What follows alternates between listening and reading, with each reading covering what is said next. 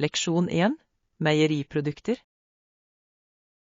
Når jeg skal handle inn, passer jeg alltid på å sjekke ut meieriavdelingen. Det er der du kan finne så mange deilige varer som ost og smør, ikke sant? Ja.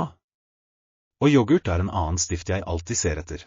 Det er så allsidig og velsmakende. Jeg er enig. Yoghurt kan nytes ren, med frukt, eller til og med i smoothies. I tillegg er det så mange smaker å velge mellom. Det er vanskelig å bli lei av det. Nøyaktig. Og ost kan heve enhver rett, enten det er en salat eller en pasta. Det er sant. Jeg elsker å prøve forskjellige typer ost fra forskjellige regioner. Det er som et lite kulinarisk eventyr i matbutikken. Ja. Og smør er avgjørende for baking, noe som gjør alt så rikt og smakfullt. Leksjon 2. Baby steps. Å se babyer lære å gå og snakke er en så fascinerende prosess, synes du ikke?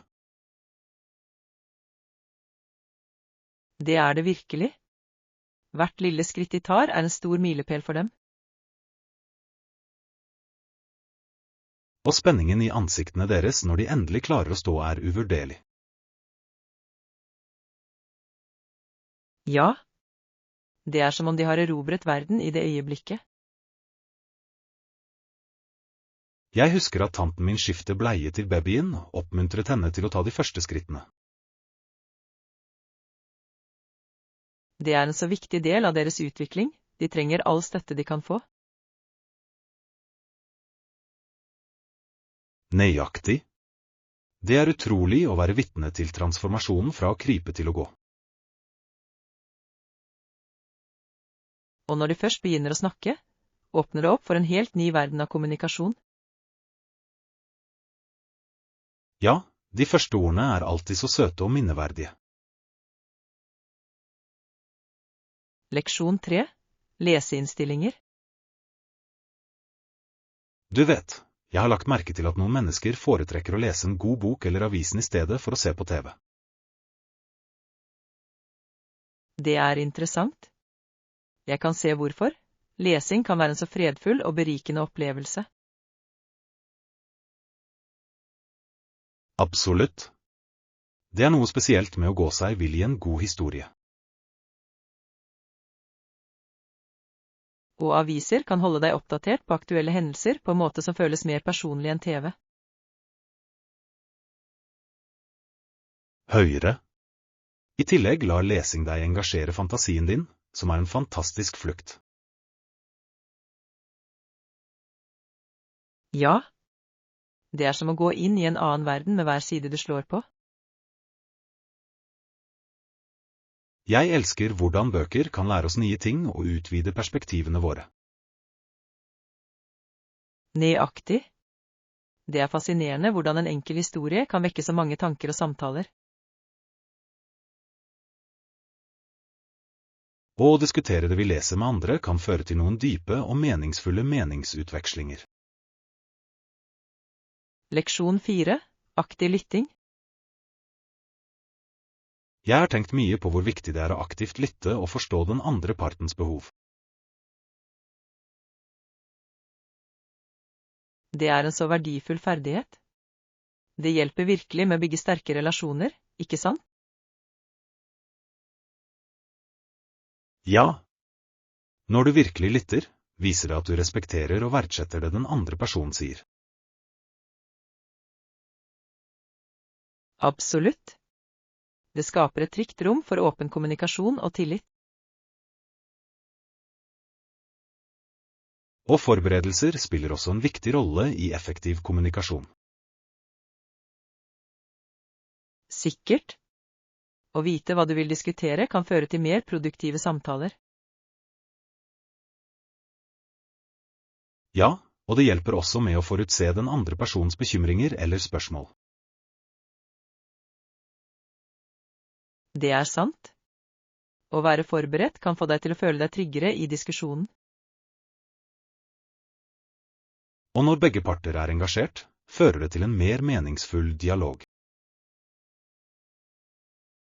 Leksjon 5. Fremtidsplaner.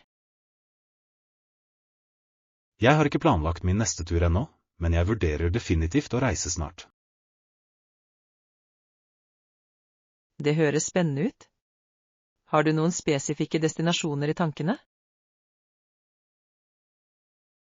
Jeg vurderer noen få steder, men jeg vurderer fortsatt alternativene mine. Det er en flott tilnærming. Forskning kan hjelpe deg med å finne det perfekte stedet for eventyret ditt. Ja. Jeg elsker å utforske nye steder og oppleve forskjellige kulturer. Absolutt. Det er en så givende opplevelse å gå ut av komfortsonen. Og det er alltid gøy å lage nye minner mens du reiser. Definitivt. Dessuten gir det deg noe å se frem til. Nøyaktig. Jeg kan ikke vente med å fullføre planene mine og starte min neste reise. Leksjon 6. Kunstneriske uttrykk. Jeg tenkte bare på hvor givende det er å lage kunst. Hva med deg? Jeg elsker akvareller. De skaper så vakre, myke effekter på papir. Ja. Akvareller kan produsere en rekke følelser gjennom farger og teknikk. Nøyaktig.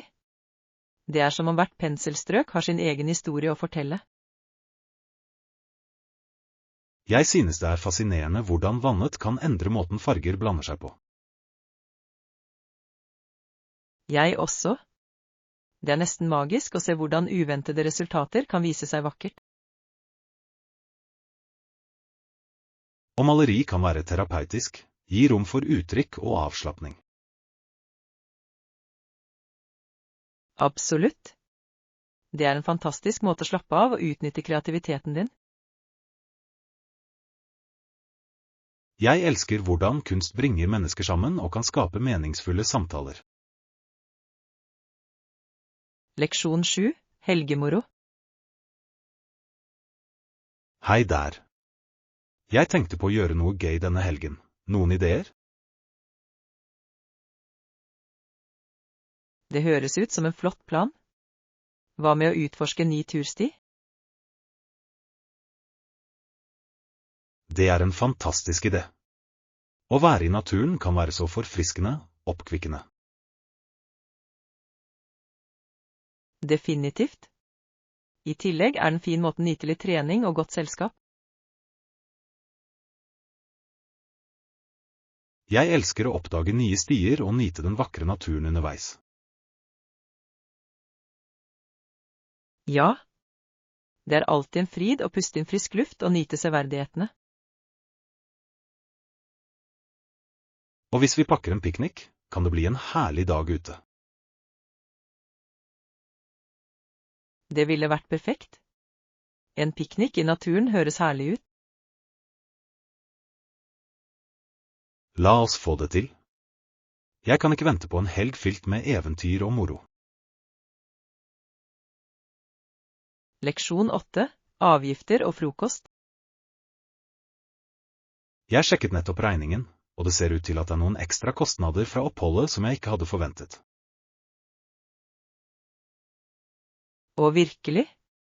Hva slags anklager snakker vi om her? Det ser ut til at jeg har lagt til et gebyr for romservice og en minibar som jeg trodde var inkludert i prisen. Det er frustrerende. Nevnte du det da du sjekket inn? Jeg trodde de sa at frokosten var gratis. Nøyaktig.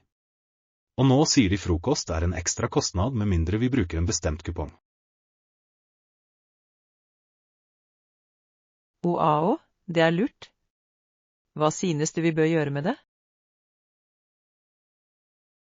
Jeg tror vi definitivt bør snakke med resepsjonen før vi sjekker ut.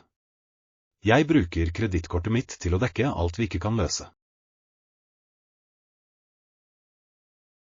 God idé. Det er viktig å avklare disse anklagene slik at de ikke blir overrumplet. Absolutt, vi fortjener å vite nøyaktig hva vi betaler for. Leksjon 9, A-bombedebatten. Har du noen gang tenkt på hvor mye penger som var involvert i å utvikle atombomben? Absolutt, det var svimlende, spesielt når du vurderer ressursene som er dedisert til opprettelsen. Noen hevder at det var nødvendig for å få slutt på krigen, mens andre mener det var en moralsk fiasko. Det er en kompleks sak, er det ikke? Mange føler at målet rettferdiggjorde midlene, mens andre er uenige. Det er interessant hvordan noen sier at ønsket om å bruke det stammet fra en blanding av frykt og makt. Den maktdynamikken var faktisk avgjørende på den tiden i historien, og formet internasjonale relasjoner i flere tiår. Implikasjonene av et slikt våpen føles fortsatt i dag, tror du ikke? Det er definitivt en påminnelse om ansvaret som følger med teknologiske fremskritt. Det reiser spørsmålet om etikk i vitenskapelig fremgang, noe vi alltid bør vurdere. Leksjon 10, forme håp. Med tålmodighet og et takknemlig hjerte, hvordan tror du vi kan forme håp til noe meningsfylt? Jeg tror det starter med små handlinger som inspirerer andre, og skaper en ringvirkning av positivitet. Det gir mening. Når vi handler med vennlighet, påvirker vi de rundt oss til å gjøre det samme. Akkurat, å opprettholde et positivt syn kan virkelig forandre våre daglige opplevelser. Det handler om å finne glede i de små tingene og dele den gleden, ikke sant? Ja, og å være virkelig takknemlig for det vi kan forsterke vår lykke. Jeg opplever at takknemlighet ofte fører til dypere forbindelser med andre også. Absolutt, når vi uttrykker takknemlighet, pleier vi våre relasjoner og bygger et støttende fellesskap. Så hvordan kan vi aktivt praktisere takknemlighet hver dag? Leksjon 11, viktigheten av etikette. Du vet, mange mennesker i dag tror at god oppførsel ikke er så viktig som de pleide å være.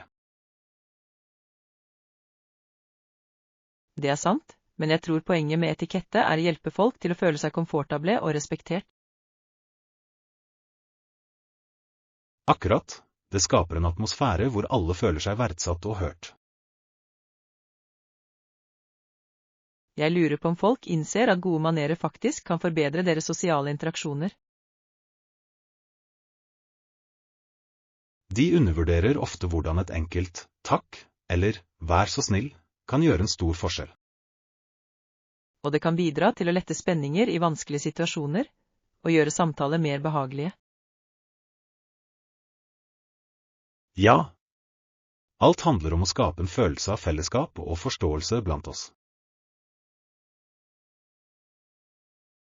God etikette kan bryte ned barrierer og bygge broer, tror du ikke? Absolutt, det er en viktig del av effektiv kommunikasjon i enhver kultur. Leksjon 12, turistattraksjoner. Planlegger du å besøke noen turistattraksjoner i løpet av turen? Definitivt. Jeg vil se Eiffeltårnet, det er et så ikonisk landemerke. Det er et godt valg. Utsikten fra toppen må være fantastisk. Jeg har hørt at det er enda vakrere om natten når alt er opplyst. Ja, De blinkende lysene skaper en magisk atmosfære. Det er et must-see. Hvilke andre steder er på listen din? Jeg vil gjerne sjekke ut Louvre, spesielt for å se Mona Lisa. Å, det er fascinerende. Kunsten der er kjent over hele verden. Det er utrolig hvor mye historie som finnes innenfor disse veggene.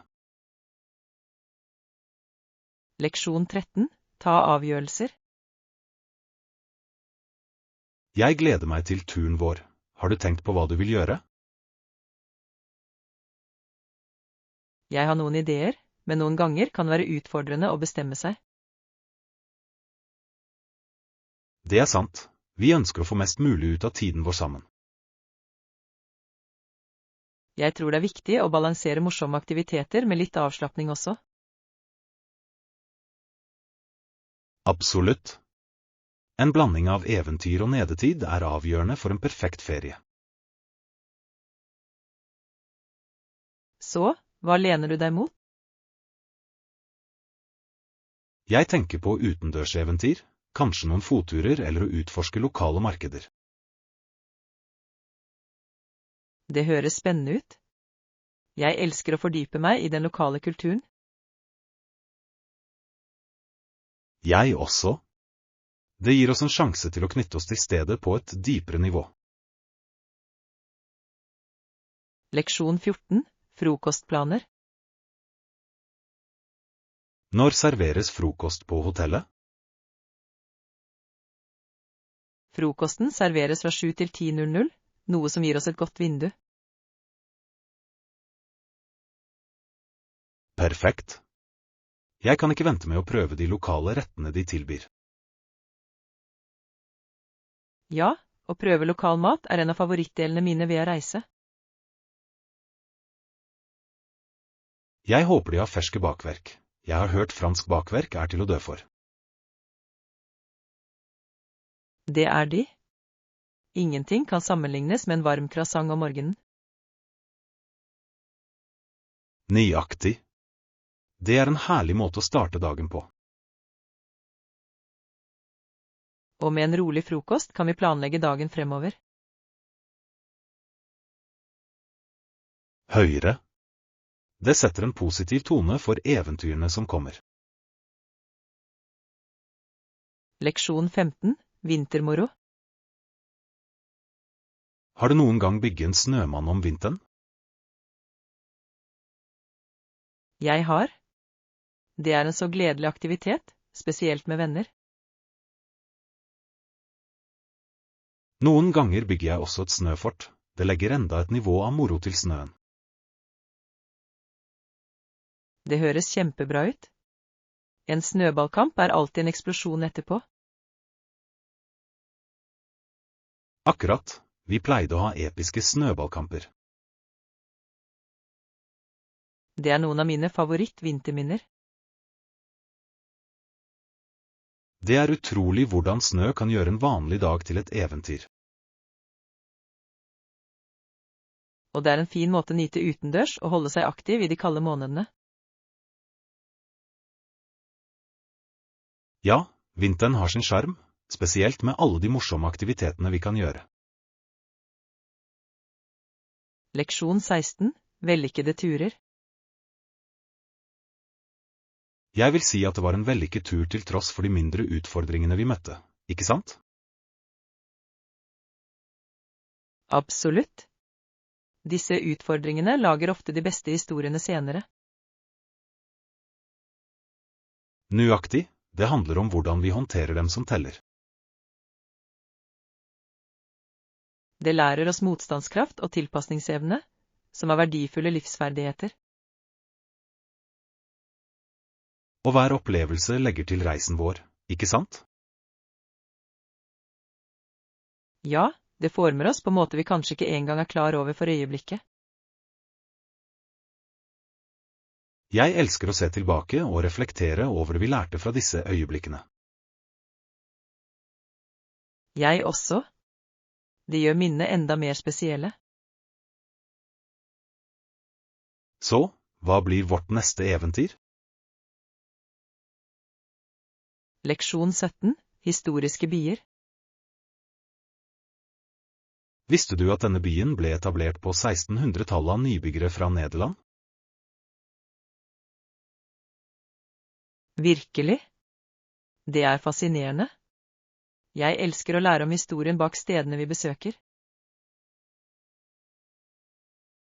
Ja, de tidlige nybyggerne kalte byen deres New Amsterdam, som til slutt ble New York. Det er utrolig hvordan navn og steder utvikler seg over tid. Det får deg til å sette enda mer pris på historien deres. Absolutt. Når du går gjennom de gamle gatene, kan du nesten føle historiene fra fortiden. Jeg kan tenke meg. Tror du noen av de opprinnelige bygningene fortsatt eksisterer i dag? Ja, noen av dem har blitt bevart som historiske steder, og de tilbyr turer som fremhever deres betydning. Det høres utrolig ut. Jeg vil gjerne se hvordan folk levde den gang, og hvordan hverdagen deres var. Sikkert. Det er interessant å tenke på hvor annerledes livet var sammenlignet med i dag. Leksjon 18. Historisk troskap. Visste du at akadierne en gang ble pålagt å sverge en ed om troskap til kong George av England? Virkelig? Det er ganske interessant. Jeg lurer på hva som motiverte dem til å gjøre det i en så urolig tid. Det var en kompleks situasjon, spesielt siden mange akadiere opprinnelig var franske nybyggere. Det gir mening. De må ha følt seg fanget mellom to mektige nasjoner, noe som ville vært utfordrende. Nøyaktig. Philips var i stand til å forhandle om dette i 1729, og sikret den fransktalende befolkningens troskap.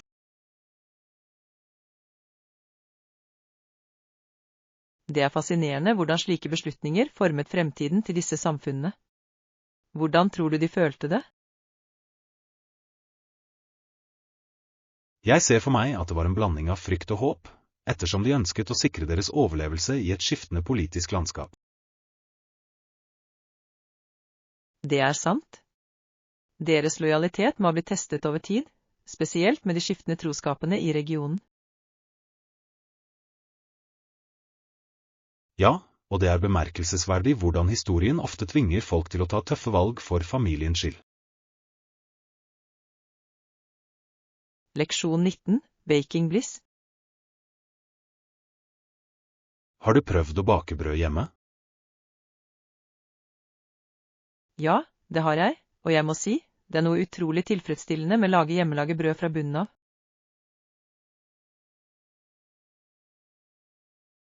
Jeg er helt enig.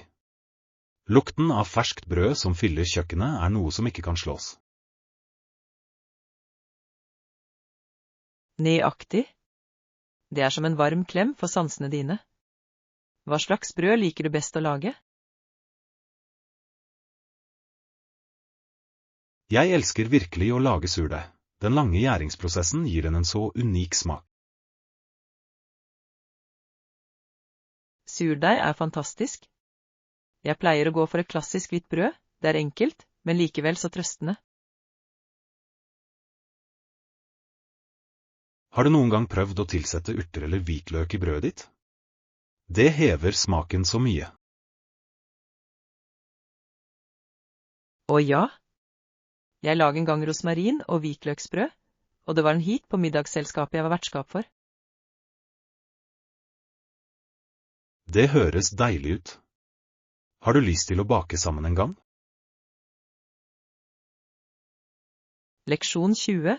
Bilvalget. Jeg sjekket nettopp inventaret vårt, og det ser ut som vi har noen få biler igjen.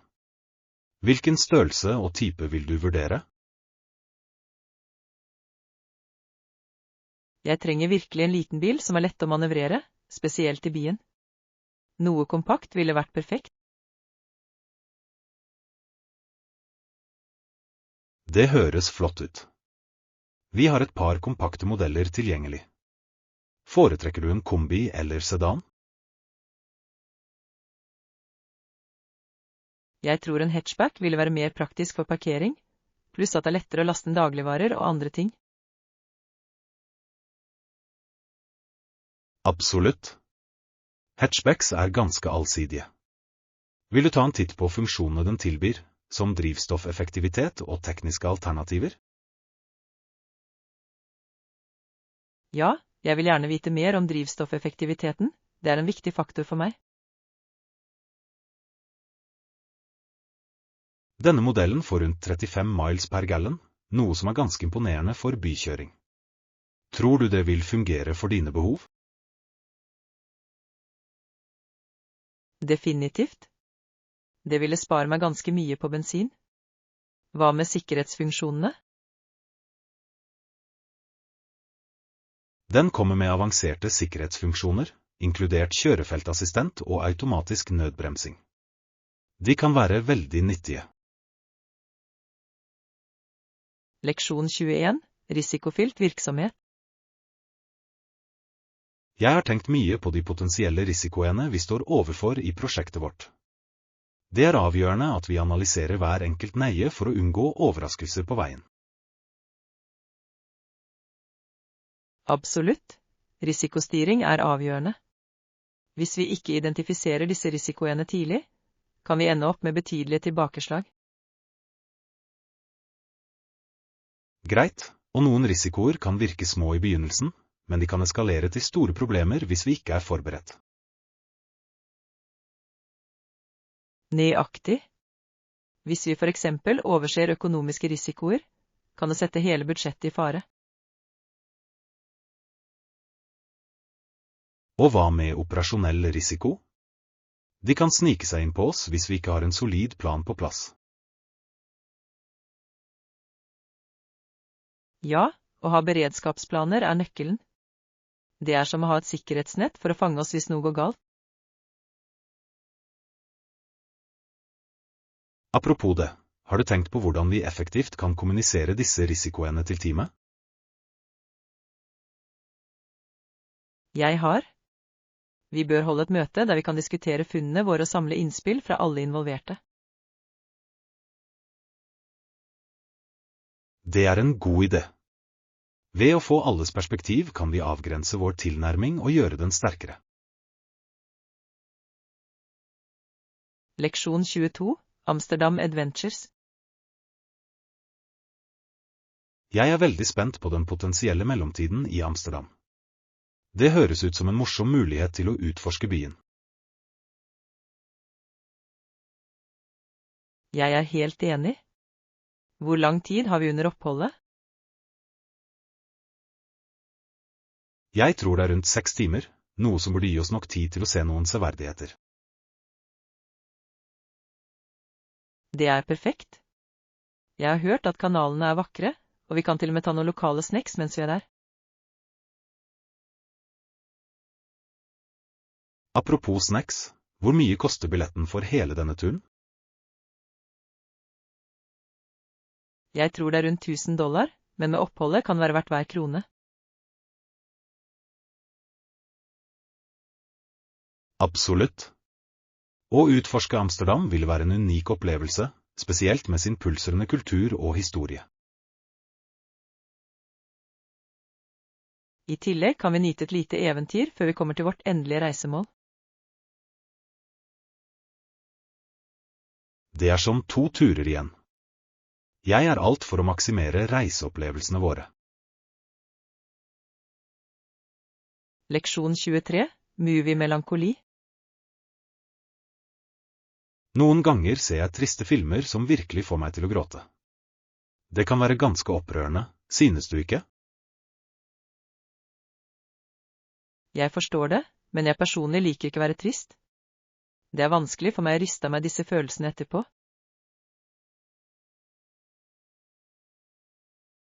Det er et rettferdig poeng. Det er interessant hvordan forskjellige mennesker reagerer på filmer. Noen finner glede i tristheten, mens andre foretrekker lettere historier. Nøyaktig. Jeg trekker ofte mot komedier eller feel-good-filmer fordi de løfter humøret mitt og får meg til å smile. Jeg skjønner det. Men tror du det er viktig å oppleve en rekke følelser gjennom filmer? Definitivt.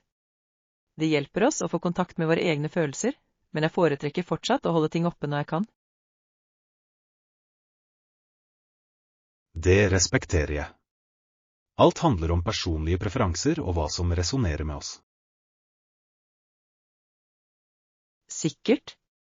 Hvis jeg skal investere tid i en film, vil jeg føle meg bra etterpå, ikke tinges av tristhet. Det gir mening. Tross alt er filmer ment å underholde oss og tillate oss å unnslippe virkeligheten for en liten stund.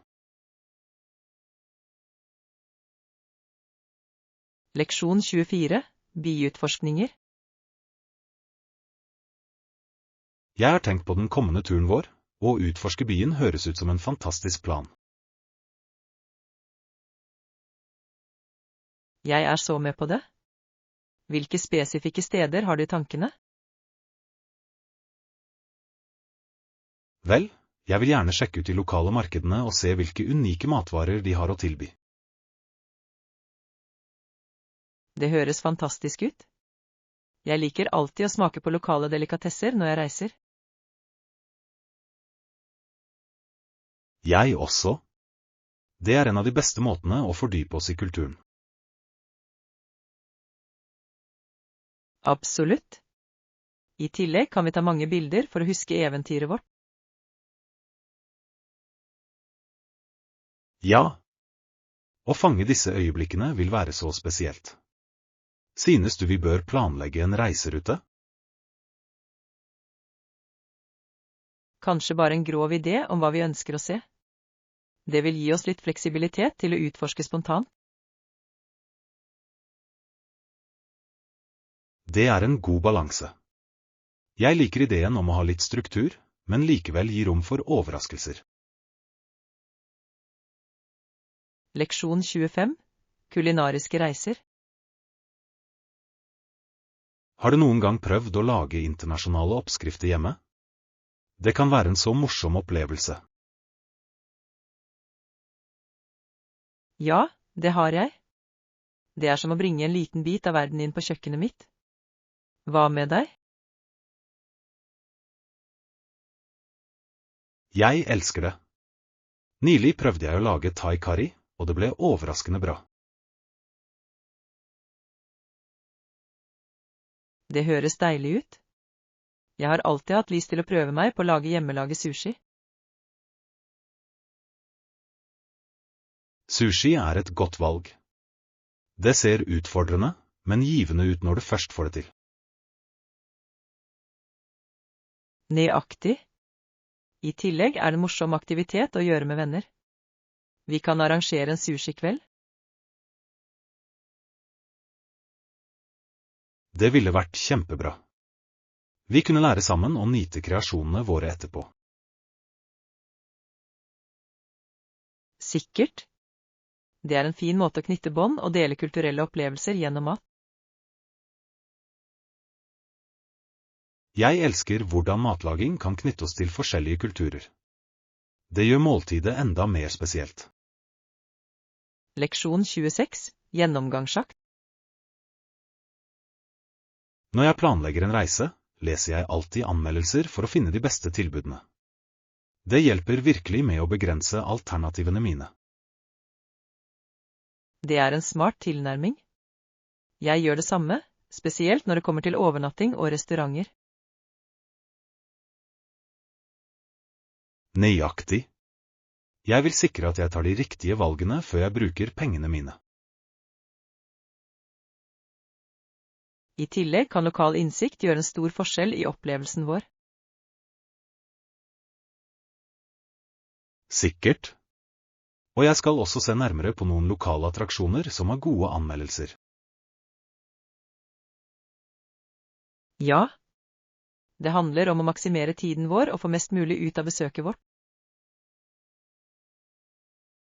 Jeg elsker å oppdage skjulte perler som ikke er i de typiske turistguidene. Jeg også. Det gjør at turen føles mer autentisk og minneverdig. Absolutt.